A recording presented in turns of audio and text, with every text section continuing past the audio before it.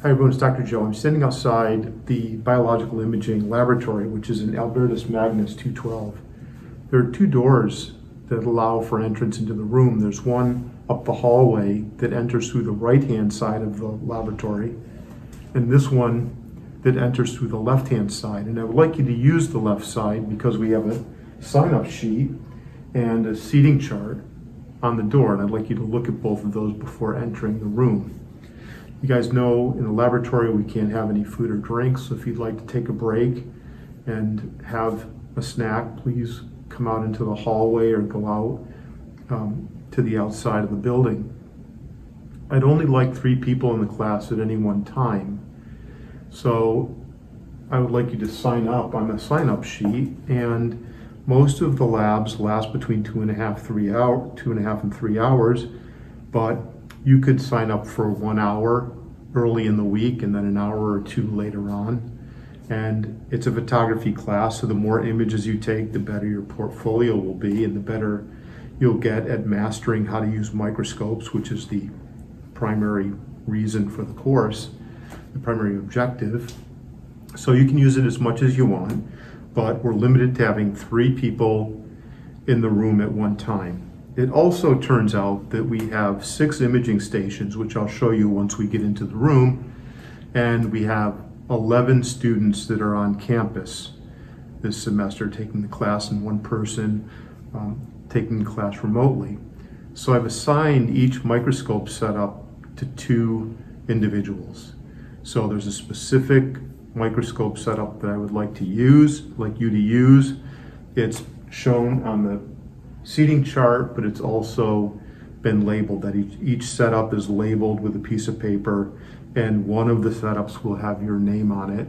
And so you should find that label, and that's the setup I'd like you to use.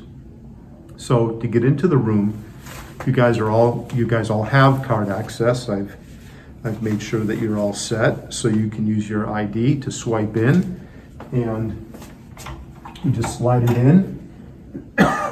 Excuse me. If this is an orange light, it recognizes your card. Last 4 your social security number, and you're in. Voila. There's a stopper for the door, which you can kick down with your foot and then turn on the lights. There's 3 switches on this inside wall to turn on the lights. And then you could use some hand sanitizer, which is on the wall here outside the classroom. And then when you're ready to enter the room, I'd like you to close the door so people don't just wander into the classroom, okay? So you can just kick up the stop, it'll be very obvious to you, and then let the door close behind you.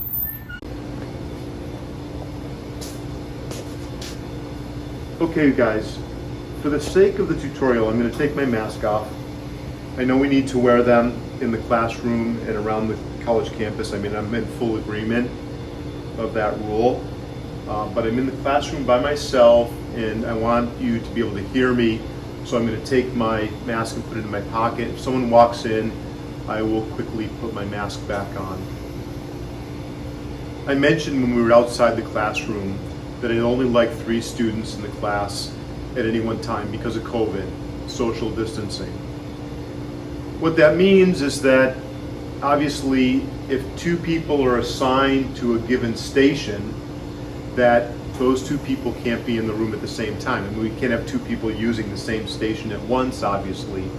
So there are 2 rules. One is that there are only 3 people in the room, and that you're not in the room at the same time that the other person who's using the same setup is in the room, or is using your setup, essentially, okay?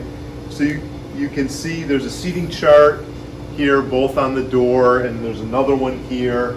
But if you walk around the room, there's a sheet of paper that has your name on it and your sort of lab mate, if you want to say it that way. Their name is also on the piece of paper. So we need to organize our schedule so that there's only 3 people in the room at the same time, and that one of those 3 people is not also your lab mate or your setup mate, okay? I would also like you guys to wear gloves.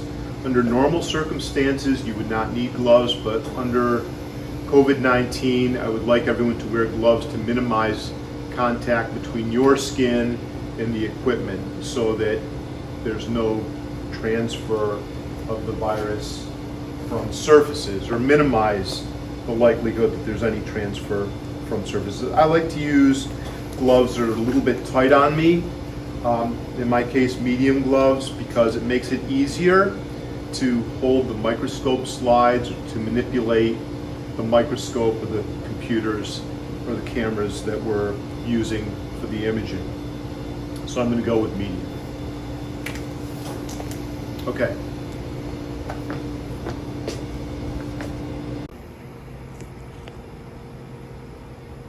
This is what the imaging stations look like. They're comprised of a 27-inch iMac computer, a Zeiss compound microscope, which is called the Lab A1, which is a very nice microscope, a Canon camera to take our photographs, and you'll notice that this particular station is set up for Elizabeth and Nicole. So when you come into the room, you can just find your name and figure out which setup is yours. And in front of the computer screen, there's the keyboard and a seat. Please sit here. In addition, we also have some hand sanitizer, so feel free to use the hand sanitizer if you'd like. But please don't get the sanitizer on any of the equipment, the keyboard, computer monitor, microscope, or camera. I'm sure you know that the hand sanitizer is basically 70 to 75% ethanol, and it also has a gel in it, and the gel is there so that the ethanol doesn't dry out your skin. But the gel leaves a residue, and I'd rather not get that on the equipment if possible. I also have some Windex to gently clean some of the equipment, and paper towels, and then finally a box of microscope slides with prepared tissues so that we can take some cool photographs.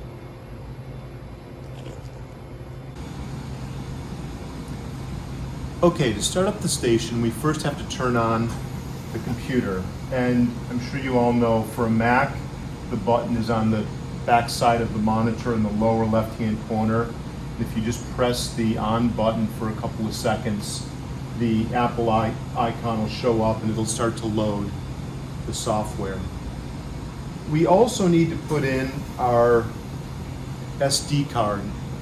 And so to do that, there's a little door on the camera, and we have to just lift up on the door, and then it falls open, and we want to put the memory card in so that the label side is up. There's a little nick out of the right-hand corner, and it just slides into the slot until it clicks into place, and then you have to carefully lift the door up and then slide it back down, and the memory is now in the card. So to log in, the ID and password is bioimaging, bioimaging. All one word, all lowercase, B-I-O-I-M-A-G-I-N-G, bioimaging. If you forget it, I've written it here on a sticky note, ID and password. So I'm going to just type this in, bioimaging.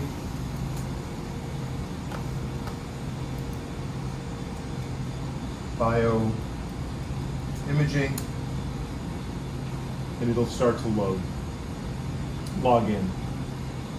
Okay, there we go. I'm going to close down some of this stuff. Oops. Okay. We then also want to turn on the light source for the microscope, which is on the left-hand side in the back. And you just toggle that on, and you should see the light come out of the base of the microscope. Now, in order to communicate from the computer to the camera so that we can operate the camera mostly from the keyboard and the mouse, we have to open up the software that comes with the camera, which for this camera is called EOS Utility 2, version 2. So I'm going to do a find, which on a Macintosh is Command F, and then I'm going to type in EOS Utility. Now, on all of the computers that we have, there are multiple versions of this utility software. We want, as I mentioned before, EOS Utility 2. On this computer, there's one called EOS Utility, EOS Utility 3, and we want EOS Utility 2. So I'm going to double click on EOS Utility 2 to open the software.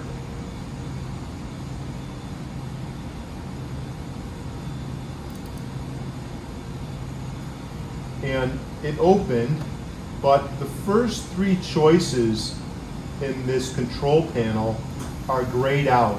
And the one that we want, which is called camera settings and remote shooting, is one of the three that are grayed out.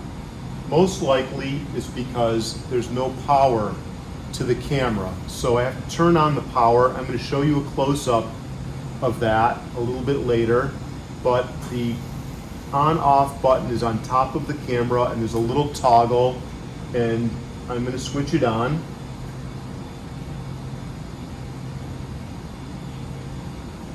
Let me try it again. Switch it off and switch it on. Okay, it shut down the utility, so I'm going to double click on the utility again, and now you can see that that setting is clickable. Camera settings, remote shooting. And I'm going to double click on that, and up pops this control panel. Okay, now that we have the control panel on the screen, I'd like to show you some of the options that it controls. First of all, this black button here is the shutter. If you press this, the camera will either take a photograph or start a video recording, depending on how the camera is set up. First, we're going to make a folder so that the images that we take will be stored in a folder that we name. So I'm going to double click on this folder icon, and this window appears, and we're going to go to Browse, and I would like the folder to be on the desktop, so I'm going to select Desktop here, and then I'm going to select New Folder, and I'm going to call it Joe's Images. And I'm going to create the folder, I'm going to open the folder, I'm going to say OK here, and now you'll see that our images are being saved to Joe's Images here, and I have a folder that I named Joe's Images on the desktop. We're setting the camera to something called aperture priority, which I'll talk about later, and this symbol here should be a capital A and a small v for aperture priority. This is the f-stop, or the aperture, and it turns out that the aperture is part of the lens, and when we attach the camera to the microscope, we remove the lens, we're removing the variable aperture settings, f11, f8, f5.6, and so on, and we're putting an adapter on the camera that allows the camera to see what the microscope sees. There is, of course, a pinhole. There is an aperture, but it's fixed by the microscope itself, and I don't know what size that aperture is. This is the ISO, or the sensitivity of the sensor, which is variable, and you can double click on this and change the ISO, but I'm going to leave it on 100 because that's the best ISO. We are also going to save our files to the camera. I'm a little confused here because there's a icon here, a hazard icon here, which means it's probably not reading the card correctly. I'll try to change that. Let me do that now. Okay, I reformatted the card, and now you can see here that there's a computer icon and a camera icon, and we want to select that. We're going to save our images both to my folder on the desktop, which is called Joe's Images, and we're going to save a copy of the images to our SD card that's on the camera.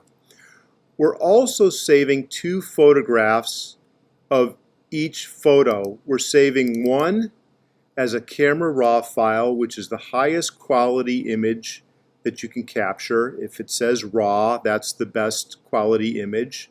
So if you're shooting professional images like we are for research or for art purposes, you would use a camera raw file.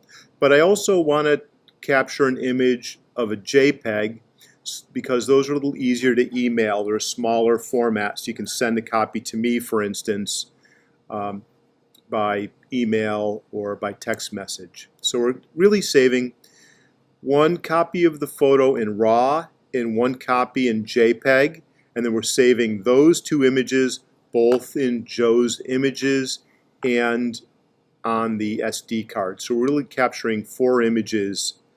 We're capturing two images and we're making a copy of each and putting them in two different places. Okay, the next thing I want to do is go to Live View Shoot, which is right here. And when you click this, the remote live view window appears, and now you can see what the camera sees in real time. So I'll put a slide on the microscope. And so I'm going to open up the slide box and we'll pick out a slide.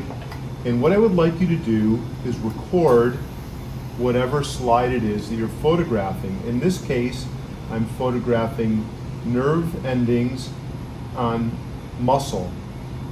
So it's the neuromuscular junction. You guys know that in addition to this course, I teach neurobiology here at Providence College, and this is the neuromuscular junction, the connection between the nerve cell and the muscle cell. Okay, to put the slide on the microscope, there's a little holder.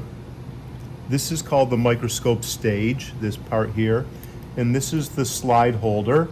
And you need to pull back this lever which holds the slide in place after you set the slide into the holder. You want the glass to be up against this part of the metal holder and the back edge of the glass against a spot back here and here. And once that is squared up in the holder, then you can lay this arm in here that has a spring mechanism, and that holds the slide in place.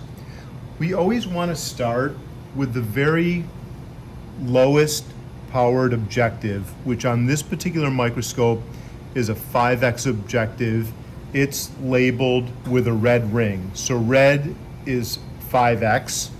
If you rotate this turret, you can move a higher powered objective in place. Yellow is a 10x microscope objective. Green is 20x. Blue is 40x. And white is 100x. And 100x is the highest power objective used on light microscopes. And I'll get to the reason why that is later on in the course. But you always want to start with the smallest magnification, which is in this case 5x. Now, what I would like everyone to do is, before they get started, is clean off the eyepieces with some Windex. So please take a paper towel and spray the Windex on the paper towel. Please don't spray it directly on the machine. You'll ruin the microscope. But just a little bit of Windex, and then lightly clean both the glass and the outer surface of the eyepiece. And then the second one, you can use a little more Windex or the other side of the paper towel.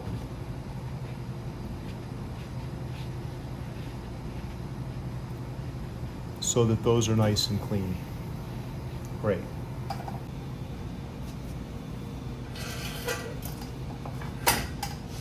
So now to look in the microscope, we have two eyepieces that also have some magnification. These are 10x eyepieces. And the eyepieces move closer or further apart to adjust for the distance that your eyes are from one another. So obviously every person is different, so they make this adjustable. And you just need to look through the eyepieces. Now I can tell that the light is very bright at the moment. So on the on the right hand side, there's a knob that controls the amount of power to the light source. So I'm going to turn that down so it doesn't harm my eyes. And then I'm going to look through the eyepieces and I'm going to focus. This is the focus knob. This is coarse focus and fine focus. So I'm going to start with the coarse focus to get the focus pretty close, and then I'm going to fine tune it with the fine focus. Okay, now it turns out that each of the eyepieces also focus independently of one another because your eyes might be different in terms of vision. And the way to get these two so that they're both in focus, that is, the one on your right eye is in focus for your right eye and the one on the left side is in focus for your left eye, is to first close your left eye and look through the right eyepiece with your right eye and then focus some part of the subject matter so that it's nice and sharp with your right eye.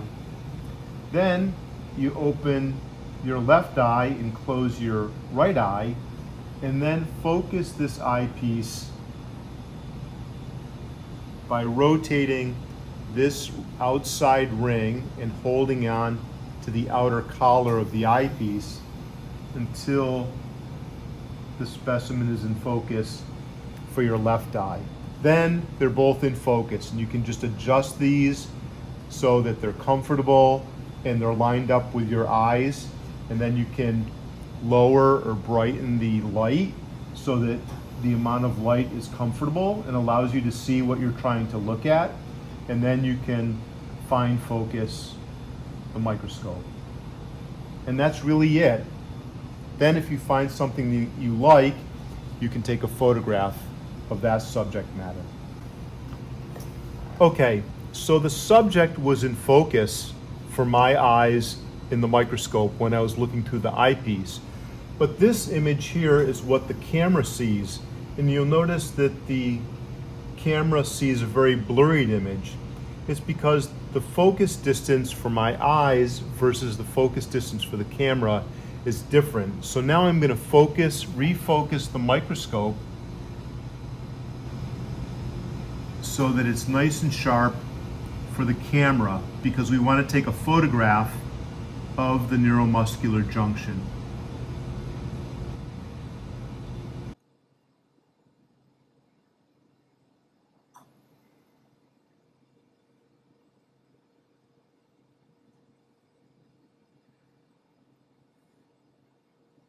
Okay, something like that. So this dark structure here is the nerve cell, and the neuron is connected to muscle fibers here at the neuromuscular junction. Now you'll notice over here that this is yellow, and it's yellow because there's an improper white balance, and we need to correct for that. And the way that we accomplish that is we go here to this little door. There's three little lines right here, and I'm going to click on that, and it opens up this panel. And you need to click on, first of all, you need to make sure that Apply to Shot Images is checked here. You want that to be checked. And then you want to click on the eyedropper tool, which is right here. And this box comes up that says Custom. You want a custom white balance. You click OK. And then you click on something that is just glass. This is just the microscope slide. This is the tissue here, the neuromuscular junction, and there's some pieces of tissue lying around all across the slide, even in this region here. But over here it's just glass. There's nothing there. It's nice and clean. And if I click on that, it tries to take out the color. So it's not white, but it's grayscale. It's a shade of gray, which means there's no color left in this area of the slide, and that makes a correction for color balance. Now, we need to then uncheck the eyedropper, because if you keep it on, things keep changing every time you click your mouse. If the entire slide here were covered with a piece of tissue, then you need to move the slide over, and I'll show you how to move the slide in a second, but you can come over to the edge and find a region that's off of the piece of tissue completely, and then click with the eyedropper. And of course we already corrected for the color balance, so not much is happening here. But again, come back over here, unclick the eyedrop tool, and then I like to close this little window because everything's very complicated and you have a messy desktop. It's a little more difficult to deal with all those open windows. So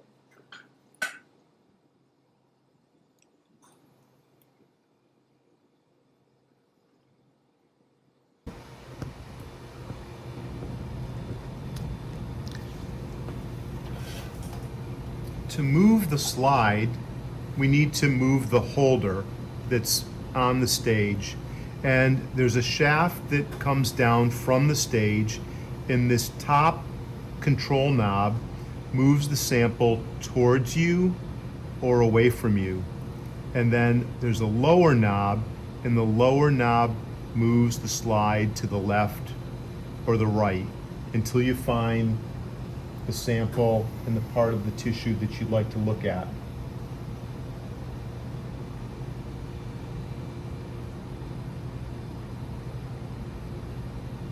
Here, back to the neuromuscular junction.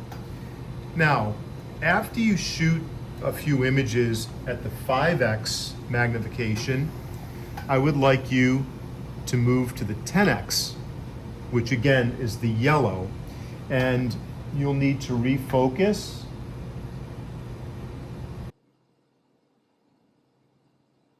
for the 10x, and now you can see some of the detail here of the neurons connecting to the muscle, like at this spot right here.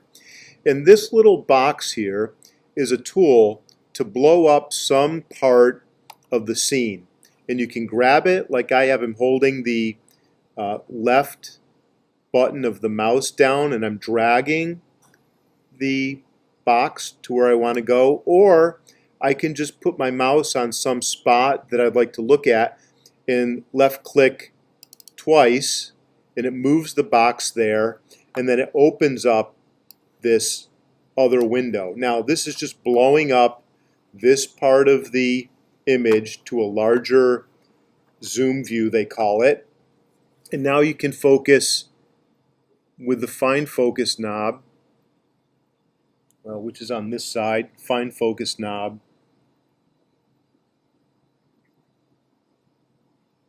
until you have what you want to look at in focus. Now if you take the photograph, this is not the photograph that you'll take.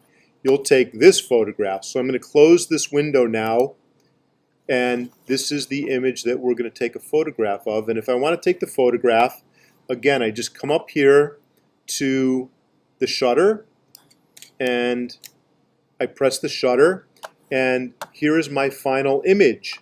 And the CR2 stands for Camera Raw 2. That's the raw file, Camera Raw 2.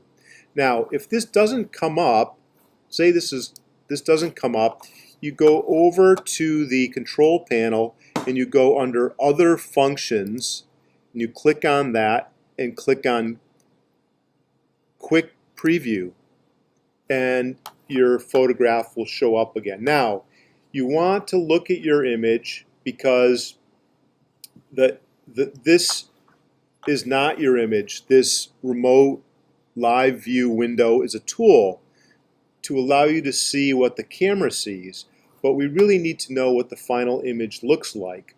Now, it turns out that I mentioned that we're saving the images to Joe's Images. So if I double click on the folder, you'll see that I have two images here, 9923.camera raw 2. That's my raw image. and then 9923.jpg. That's the JPEG version of the image. But this is what you need to do. You need to first write down the slide, that is what you're taking a photograph of, in this case the neuromuscular junction.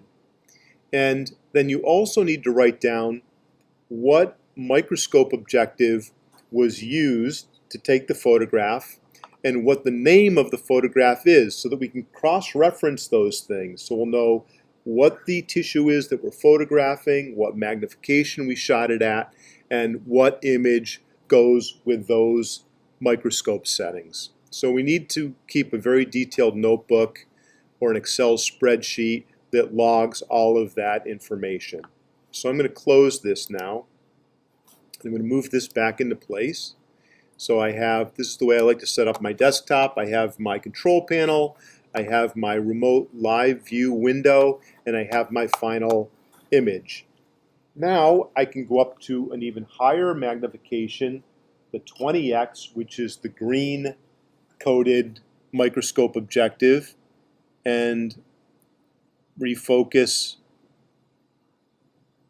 my sample at 20x, and I can take a photograph at 20x. Now, when I mouse over the shutter, this box shows up, which is the shutter speed. I'm going to try to drag my mouse away for a second.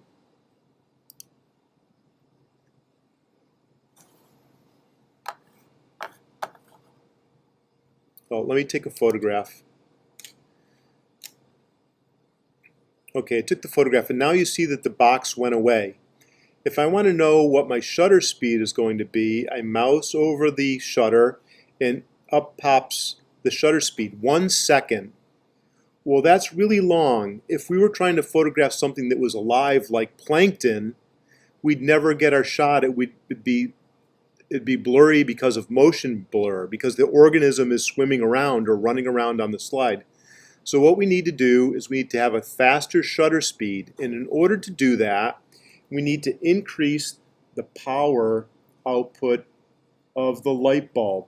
So we have to turn more power, turn the dial so that there's more power going to the light bulb, and now you can see it's 1/20th of a second, which is still pretty low, but if I keep increasing it, there's 1/30th of a second. Now I'm up to 1/40th of a second.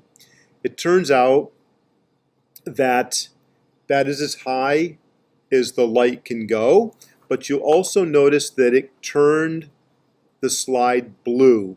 It's because when you increase the voltage on the bulb changes color.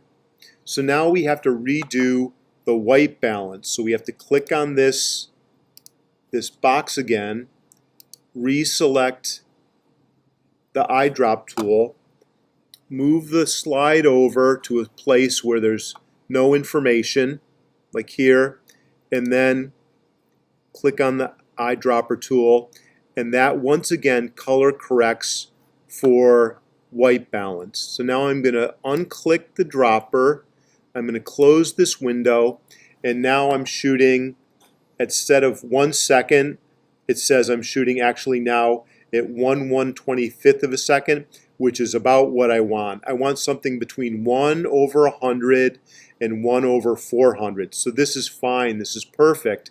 And now I can move my sample back into place. Whoops, wrong way. Something like this. Refocus. Something like that, and then take my photograph. And here's my photograph again. Now it's 9925. This is the camera raw file. And of course, if we go back into my folder,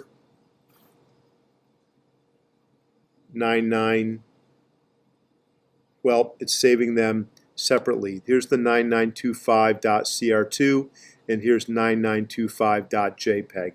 So those are the two files that we just took with that particular shot. And once again, we're also saving a copy to the SD drive.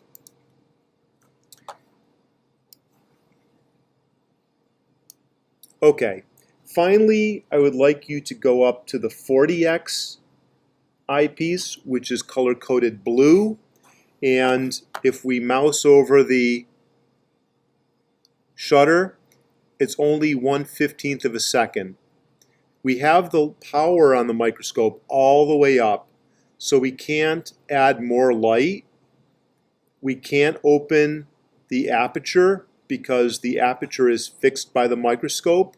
The only thing we can do in this case now is change the ISO setting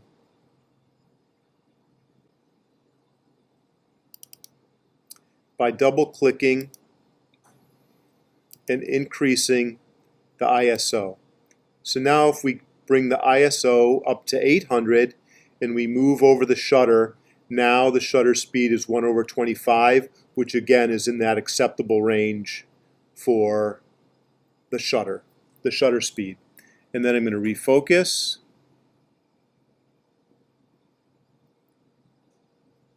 And I'm going to take my photograph. Okay, so let's go over the assignment again. I would like you to take 5 different slides. I'd like you to record the name of the slide, that is the tissue type that you're taking a photograph of.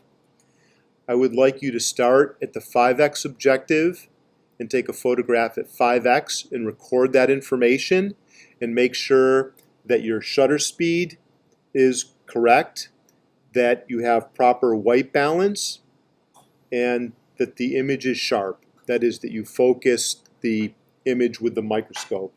And then I'd like you to repeat that for the 10x objective, the 20x objective, and the 40x objective. We're going to leave out the 100x objective for now. The 100x objective requires using oil on the slide, which we're going to do.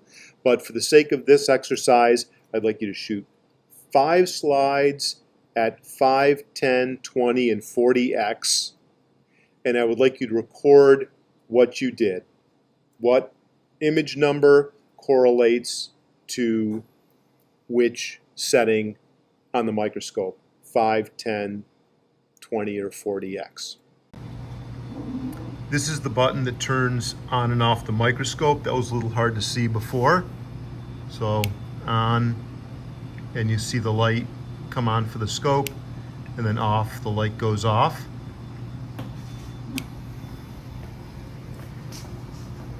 And then over here in the back, this adjusts the intensity of the light. So rotating it clockwise increases the amount of light, and then counterclockwise decreases the amount of light.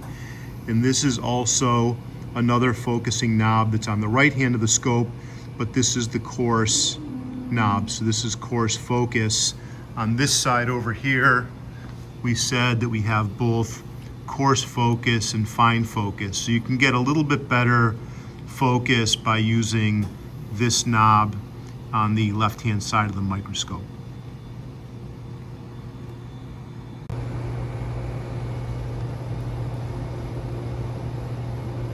So the on-off button for the camera is right here. You can see on and off. So now I've turned the camera on, and there's off.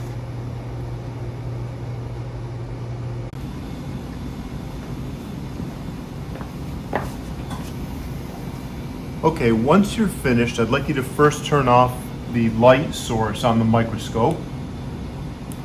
I'd like you to return the objective setting to the 5x objective, which is the red ring.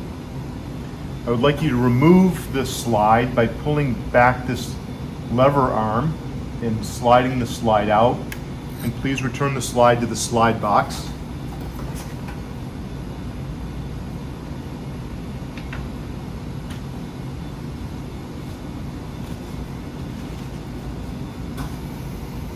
Then I'd like you to please re-clean the eyepieces by spraying a little Windex on a paper towel and gently cleaning off both the glass and the outer ring, please, of the eyepiece.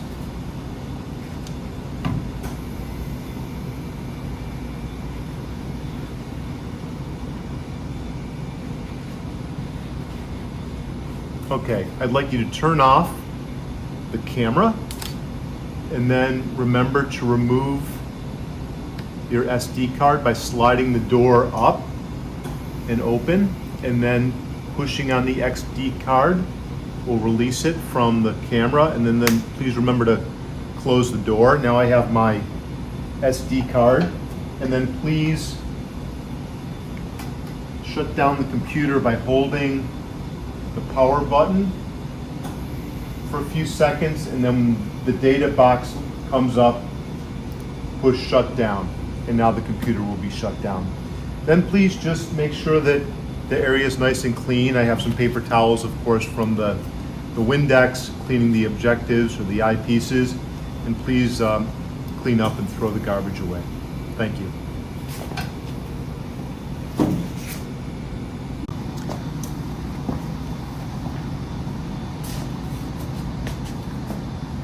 We have 3 different types of waste containers in the laboratory. We have hazardous waste, which is this box with the red lining.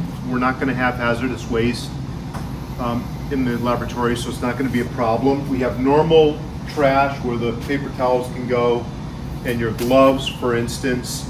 And then later on in the semester, we'll make glass slides of plankton and other sample types, and those ultimately can go in the glass disposal over here. Finally, before you leave the lab, please wash your hands. There's antibacterial soap.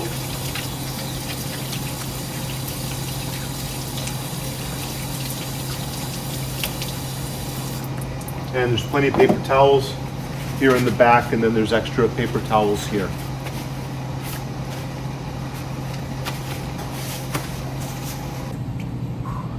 Okay, you guys, I know I threw a lot at you. I struggled with the tutorial this week. Obviously, I'm sorry it's so late, and I realized after putting it together that the cursor wasn't being recorded on the computer screen when I was making the tutorial, so I need to figure out how to record the cursor. So I'll do better next time. But give it a try. Come on in, use the equipment, it's here for you.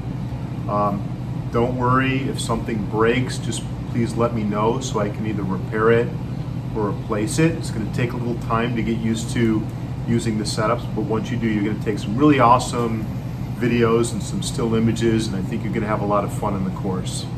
So have a great weekend, and I'll talk to you next week. Bye-bye.